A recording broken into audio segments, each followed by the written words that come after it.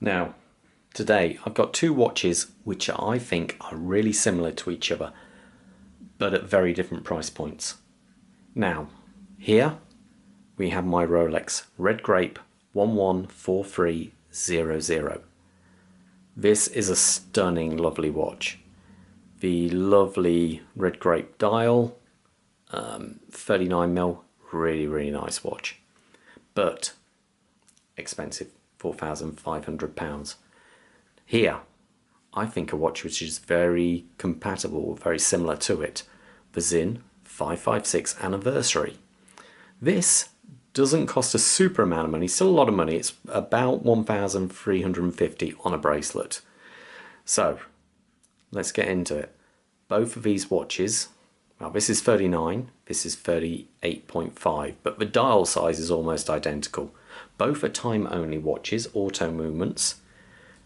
Both are exactly 11.3 thickness, and both are pretty well the same lug width at 45.7, and both within a few grams weigh the same at round about 130 grams. So let's see the differences. The Rolex has a lovely oyster case, stainless steel and lovely polishing, lovely little rounded bezel there, all polished, and polished sides as well, and lovely brushwork on the top. And again, it has what I think is one of the best bracelets in the world, the Oyster Link bracelet. So there we are with that. And the Sinn stainless steel case, a little bit more toolish, so a little bit more flat-sided, no real polishing on the watch at all, but still, I say its beauty is in it's a lot more brutal than the Rolex, less elegant, more tool watch. This one does have crown guards where the other one doesn't, but I actually quite like crown guards on a watch. I just feel it's always a little bit of safety. You know, I'd rather bash there rather than the crown. But anyway, the bracelet on this isn't as well executed as on the Rolex. It's not you can see it has well, you might not be able to see on this, it's got radial brushing on the lugs, and then it's got the brushing on the actual bracelet doesn't match the case so much. But I say you can order this watch on different bracelets, but I think this is the best option. Both have real polarizing dials. The red grape sunburst effect looks different in different lights. With the sunburst, I kind of mean it will catch a light in certain areas and shadow in other. But it is it's a nice touch of colour on the watch. The hour markers on this are all polished, but you only have lume on the 3, 6 and 9, which is a bit odd, but that's the way it is. Obviously you have lume on the hour and minute marker, whereas on the Sinn you have lume on all of the hour markers, obviously minute and hour hand.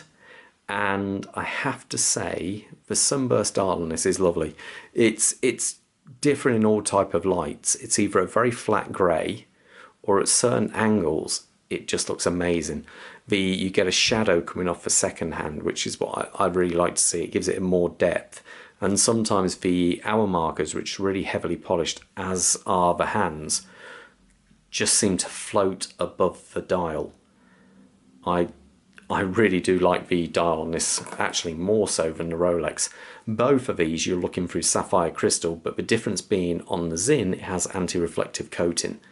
The hands are completely different. You've got sword hands on the Sinn with a lot of lume in there, but they are flat, noticeably flat, but very heavily polished hands, where the Rolex has got a lovely baton second hand, which is I really like. I really like the hands actually on the Rolex. I think they are stunning.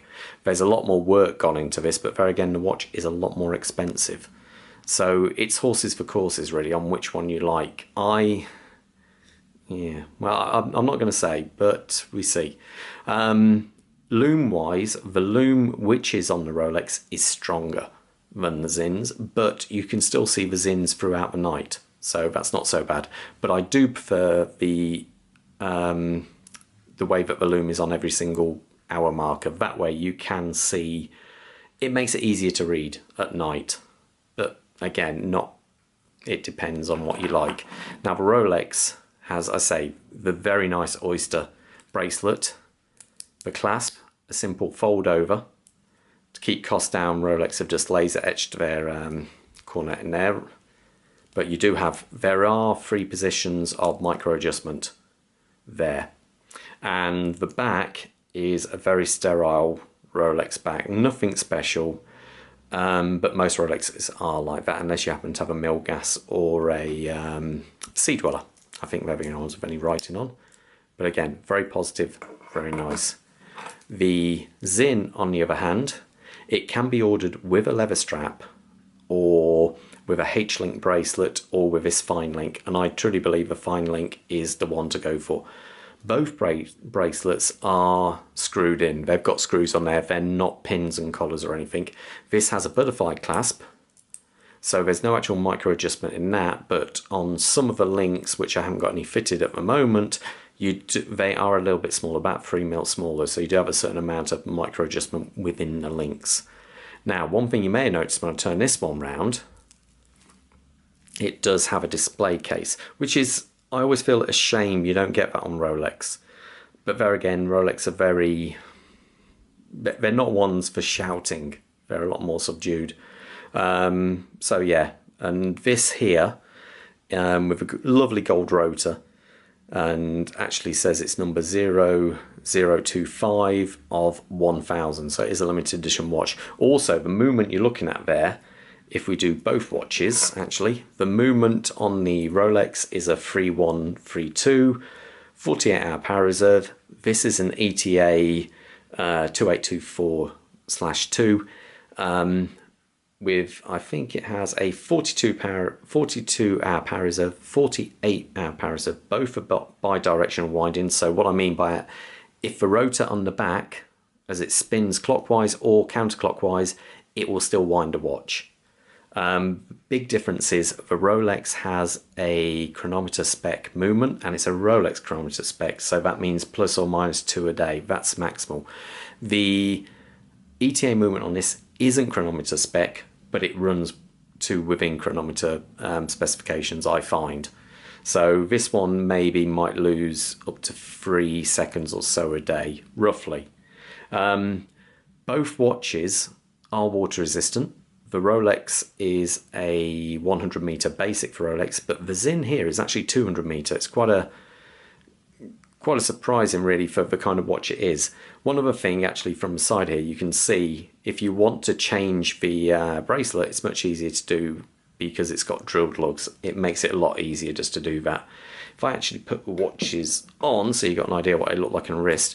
Now remember, I actually do have I think I'm just a fraction over 7-inch wrist, and that is a 39mm watch on there. So I personally like it. I think it's a really nice size, and one of the nice things actually when you have got a watch of this size on versus a big 48mm watch, this feels incredibly comfortable.